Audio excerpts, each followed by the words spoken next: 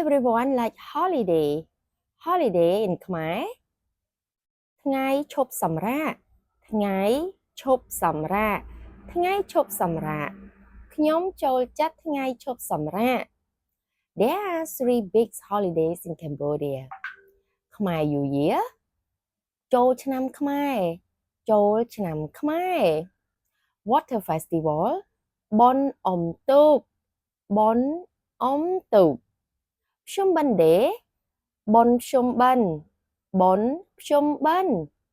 So I can repeat again for the holidays in Cambodia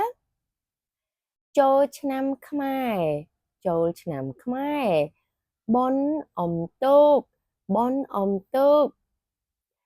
បុណ្យភ្ជុំបិណ្ឌបុណ្យភ្ជុំបិណ្ឌអ្នកចូលចិត្តបុណ្យមួយណាខ្ញុំចូលចិត្តបុណ្យអុំទូកអរគុណលា